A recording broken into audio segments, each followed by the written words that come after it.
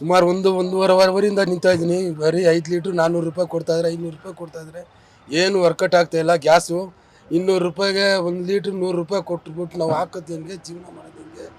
ಒಂದೂವರೆ ಅವರಿಂದ ಬಂದಿರೋದು, ಬೆಳಗ್ಗಿಂದ ಬರೀ 100 ರೂಪಾಯಿ ಮಾಡಿದ್ದೀನಿ, ಬೋನಿ ಮಾಡಿರೋದು. ಆ ರೀತಿ ಪರಿಸ್ಥಿತಿ ಅದ. ತುಂಬ ಕಷ್ಟ ಆಗ್ಬಿಟ್ಟದ. ಇವಾಗ ಎಲ್ಲೋದ್ರೂ ಬರೀ ಗ್ಯಾಸ್ ಇಲ್ಲ. ಬರೀ ಒಂದು ಬಂಕ್ ಹೋಗ್ಬೇಕಾರೆ 5-5 ಕಿಲೋಮೀಟ್ರ್ 6-6 ಕಿಲೋಮೀಟ್ರ್ ಹೋಗ್ಬೇಕು ಗ್ಯಾಸ್ ಬಂಕ್ಗೆ. ಆ ರೀತಿ ಪರಿಸ್ಥಿತಿ ಇದೆ. ಎಷ್ಟು 4 ಲೀಟ್ರ್ ಹಾಕಿದ್ರೆ 400 ರೂಪಾಯಿ, 80 ಕಿಲೋಮೀಟ್ರ್ ಹೋಗೋದೇ ಕಷ್ಟ. ಅದ್ರಲ್ಲಿ 400 ರೂಪಾಯಿ ಜೊತೆಗೆ ಒಂದು 400-800 ರೂಪಾಯಿ ಆಗುತ್ತೆ. 400 ರೂಪಾಯಿ ಗ್ಯಾಸು, 400 ರೂಪಾಯಿ ಖರ್ಚು. ಆ ರೀತಿ ಅದ. ಊಟ ತಿಂಡಿ ಎಲ್ಲ 400 ರೂಪಾಯಿ ಏನು ಮಾಡೋಕೆ, ಜೀವನ ಮಾಡೋದು ಈ ರೀತಿ ಆ ರೀತಿ ಪರಿಸ್ಥಿತಿ.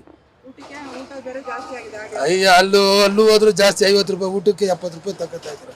ಇಲ್ಲಿ ಮೀಟ್ರ್ ಮೇಲೆ 10 ರೂಪಾಯಿ 20 ರೂಪಾಯಿ ಕೇಳಿದ್ರೆ ಜಾಸ್ತಿ ಹೊಡೆಯಕ್ಕೆ ಬರ್ತಾರೆ ಕಸ್ಟಮರ್. ಬರ್ತಾ ಇದೆ, ಕಸ್ಟಮರ್ ಬರ್ತಾ ಇದ್ದಾರೆ. ತುಂಬ ಕಷ್ಟನೇ. ನಮ್ಮ ಹತ್ರ ಹಂಗೆ ಇದು ಇದೆ. ನಮ್ಮ ಹತ್ರನೇ 25% ಕಿತ್ಕೊತಾ ಇದ್ದಾರೆ ಅವರು ಸರಿಯಾಗಿ ಇದು ಕೊಡ್ತಾ ಇಲ್ಲ, ಬಾಡಿಗೆನೂ ಕೊಡ್ತಾ ಇಲ್ಲ. ಅವ್ರ ಅನುಕೂಲ ಅವ್ರು ಅರ್ಥ ಮಾಡ್ಕೋಬೇಕು. ಅವ್ರು ಮೇಡಮ್ ಅವ್ರು ಅರ್ಥ ಮಾಡ್ಕೊಂಡ್ರೆ ಇದಾಗುತ್ತೆ. ತುಂಬಾ ಮೋಸನೇ ಅದು, ತುಂಬಾ ಮೋಸನೇ ಇದೆ. ಅವ್ರು ಇರ್ತಾರೆ. ಅವ್ರು ಎಷ್ಟು ತುಂಬಾ ಮೋಸ ಎಲ್ಲೂ ಇಲ್ಲ. ಅವ್ರಿಗೇನು ಗೊತ್ತಾ, 25% ಅವ್ರು ಬಂದ್ಬಿಟ್ರೆ ಸಾಕು. ಯಾರು ಹೆಂಗಾರು ಏನಾರು ಹಾಳಾಗೋಗ್ಲಿ ಅಂದ್ಬಿಟ್ಟು ತಿರ್ಕೋತಾರೆ. 1.5 ಅವರಿಂದ 400 ರೂಪಾಯಿ ಕೊಟ್ಟಿದ್ದಾರೆ ಗ್ಯಾಸು. ಆ 400 ರೂಪಾಯಿಗೆ ನಮ್ಮ ಅಂದ್ರು 60 ಕಿಲೋಮೀಟ್ರ್ ಹೋಗ್ತೀವಿ.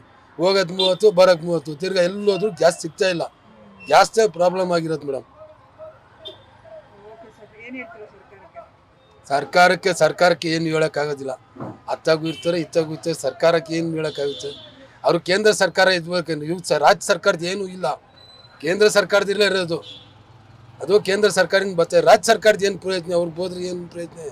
ಅವ್ರಿಗೇನು ಮಾತಾಡೋಕೆ ಹಕ್ಕೇ ಇಲ್ಲ ನಮಗೆ.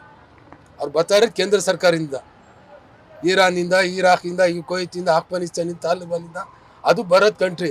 ಹೋಗಿ ಇಸ್ರೇಲ್ಗೂ ಅಮೇರಿಕಾದವ್ರು ಸಪೋರ್ಟ್ ಮಾಡ್ರಿ ಏನು ಸಿಗುತ್ತೆ? ಏನು ಸಿಗುತ್ತೆ? ಅಲ್ಲಿ ಏನಿದೆ? ಇಸ್ರೇಲ್ ಹತ್ರ ಏನಿದೆ? ಇರಾನು, ಇರಾಕ್, ಕುವೈತು, ಆಫ್ಘಾನಿಸ್ತಾನು, ಅಲ್ಲಿ ನಮಗೆ ಬರ್ತಾ ಇರೋದು ಪೆಟ್ರೋಲು, ಡೀಸೆಲು, ಗ್ಯಾಸು.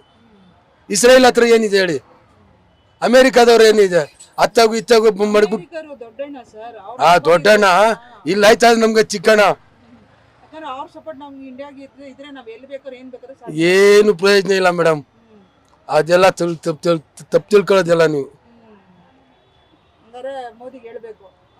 ಮೋದಿ ಅವ್ರ ಮನಸ್ಸು ಮಾಡ್ರೆ ಎಲ್ಲಿ ಬೇಕಾದ್ರು ಏನು ಬೇಕತ್ತ. ಇದೆಲ್ಲ ಏನು ಗೊತ್ತಾ ಮೇಡಮ್, ವಿಶ್ವಸಮಿತಿಯವರು ಕೂತ್ಕೊಂಡು ಬಗೆಹರಿಸ್ಬೇಕು. ವಿಶ್ವಸಮಿತಿಯವರು ಕೋಫಿ ಅನ್ನನ್ ಇದ್ದಾರೆ ಪ್ರಧಾನ ಕಾರ್ಯದರ್ಶಿ. ಅವ್ರು ಕೂತ್ಕೊಂಡು ಎಲ್ಲ ಕಂಟ್ರಿಯವರು ಕೂತ್ಕೊಂಡು ಕಷ್ಟ ನಿಮ್ಮ ಕಂಟ್ರಿಲಿ ಏನಿದೆ ಕಷ್ಟ, ಅವ್ರ ಕಂಟ್ರಿಲಿ ಏನಿದೆ ಕಷ್ಟ ಕೂತ್ಕೊಂಡು ಎಲ್ಲರೂ ಕೂತ್ಕೊಂಡು ಮಾತಾಡಬೇಕು. ವಿಶ್ವಸಮಿತಿಯವರು, ಮೋದಿ ಇವರೆಲ್ಲ, ಇರಾನ್ ಇವರವರೆಲ್ಲ ಏನಿಲ್ಲ. ವಿಶ್ವಸಮಿತಿಯವರು ಕೂತ್ಕೊಂಡೆ ಅವ್ರ ಕಂಟ್ರಿಯವ್ರಿಗೆ ಏನು ಬೇಕೋ ಪರಿಹಾರ ಮಾಡಪ್ಪ, ಈ ಕಂಟ್ರಿಯವ್ರಿಗೆ ಏನು ಬೇಕು ಅದು ಕೊಡ್ಬೇಕಂತ ವಿಶ್ವಸಮಿತಿಯವ್ರು ಕೂತ್ಕೋಬೇಕು.